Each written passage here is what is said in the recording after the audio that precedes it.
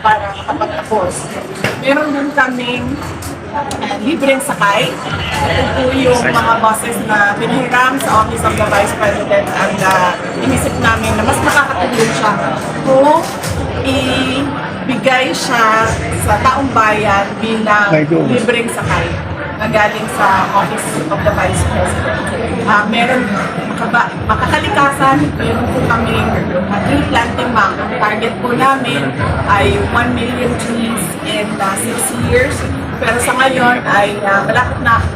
Pagkatapos ng taon na ito ay nakiwala po namin na nagawa namin matanim ang 1 million trees. Kaya tuloy-tuloy na lang din kami sa pagtatanim.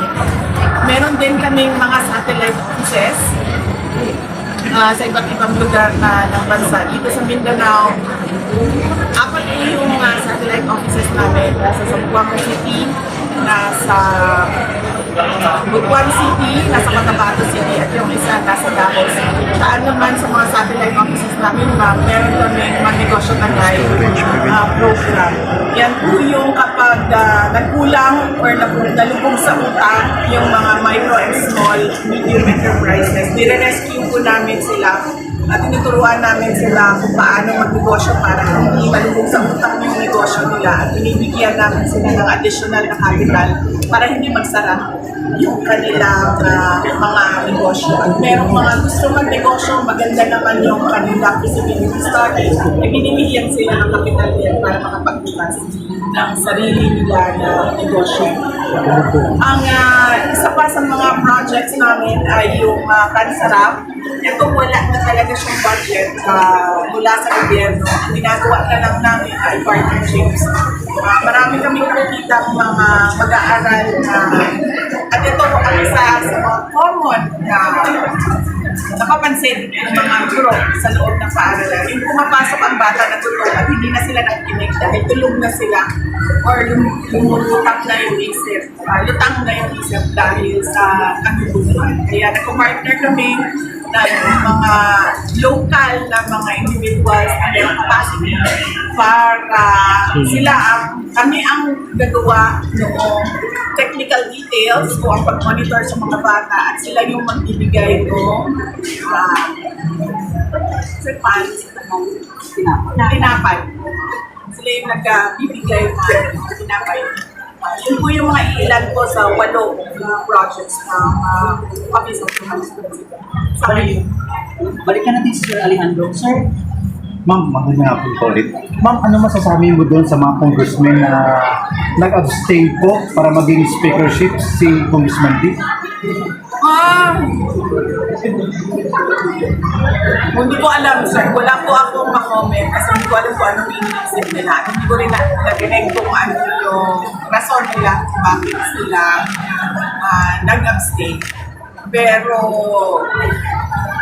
ang alam ko, mabait na tao si Congressman. Kaya siguro siya ang pinili ng grupo nila Martin Romualdez. Kasi si Martin Romualdez, malapit yan siya kay Tony Pet Albano. Si Tony Pet Albano, kapatid yan ni Rodito Albano. Si Rodito Albano, yan yung governor ng Isabela. Si Congressman B, lagi yang nakadikit kay Rodito Albano. Lagi yan siya. Hindi siya lagi yung number 1, lagi siya number 2. Dyan, sa Isabela. Nakadikit lang siya kay Rodito Albano. Ganyan kabait yung tao. Kaya yung grupo na yan, sila din yun. Martin Romualdez din. Si Rodito Albano, bakit ko nasabi may connection si Rodito Albano at si Martin Romualdez. Hindi lang dahil kapatid niya, si Tony Pet Albano, si Rodito Albano ang asawa ni Congressman Mylene Garcia ng 2nd District ng Davao City. Si Rodito Albano ang nagpatakbo kay Javi Campos. Sinabihan niya si Vincent Garcia na si Javi ang tatakbo sa 2nd District dahil gusto ni Martin Romualdez magkaroon ng distrito sa loob ng Davao City. Kaya doon kami sa partido namin lumaban. Kasi ang sinasabi namin, wala namang problema tayo lang dito sa Davao City. Pero bakit makikialam si Rodito Albano at si Martin Martin Romualdez sa Davao City. Bakit kailangan nila magkaroon ng distrito dito sa loob? Yan ang connection nila lahat. Si Congressman B ay nasa ilalim, Jeronito Albano, Martin Romualdez. Sir Inyal, GMA National, sir. Yes, VP, good afternoon. Ano lang po yung, being the second highest leader po ng ating bansa, ano lang yung masasabi niyo na parang tila palaging isinasantabi kayo sa mga mahalagang desisyon ng ating pamahalaan? Nasasayangan ako, sir. Nasasayangan ako para sa bayan dahil sinasantabi nila yung isang tao na gusto lang magtrabaho. Magkapit-bahay naman tayo dito sa Tacuro tsaka dyan sa Davao. Nakita niyo naman kami, ako, na isama yung mga iba, no? Ako na lang. Nakita niyo naman kung ano yung, paano ako naging mayor ng Davao City. Ang gusto ko lang, maayos, kasi doon kami nakatira, nandoon ang mga anak ko, at yung Davao City, yun din yung mama namin, ang mga anak namin. At ang mga anak namin, itong Taculong City, ito din yung mama namin, ang mga anak namin. Kaya ang gusto ko lang ay maayos,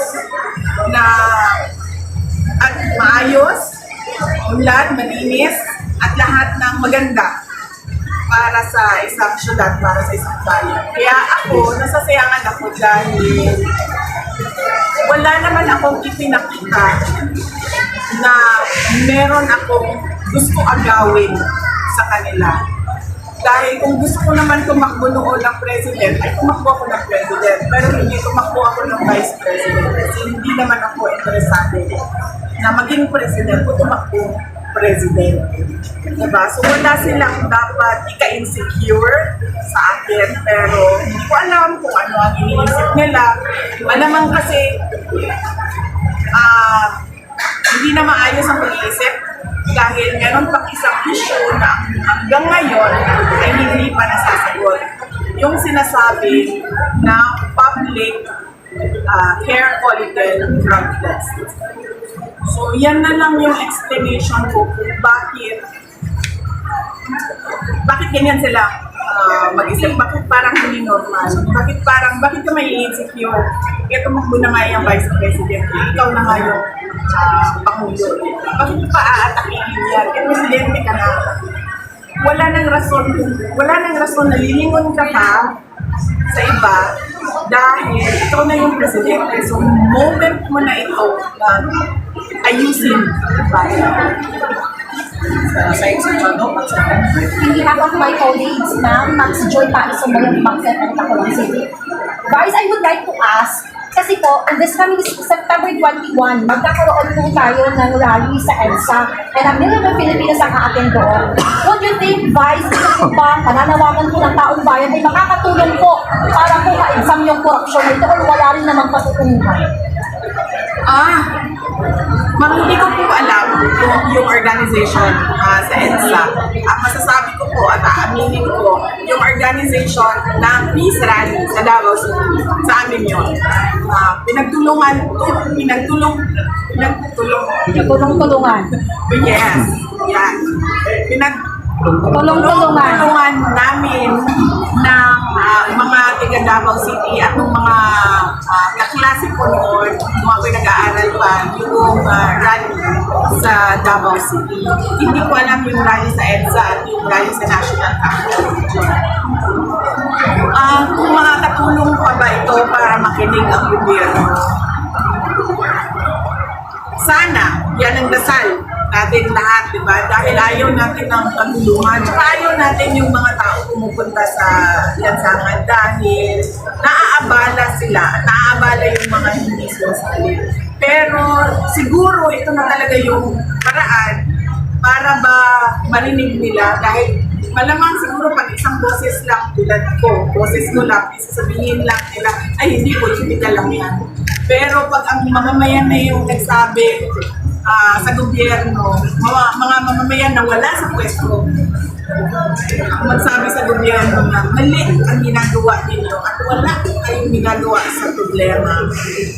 Sana tinig sila. Ang tanong na lang dyan, ma'am, alam ba nila kung ano yung dapat nila gawin? Babalik na naman tayo doon sa kapasidad ng kanilang pag-iisip.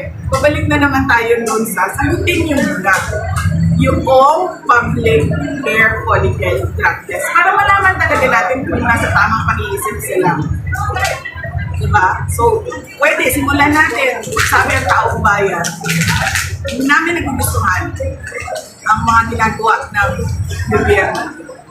Tingnan natin, pag hindi pa maayos yung sagot dyan, meron na talaga dapat siyang gawin. Sagutin niya yung drug allegations. Vice, one follow-up lang po. Last follow-up tayo. Vice po, marami po kasi kanina ang humihiyaw.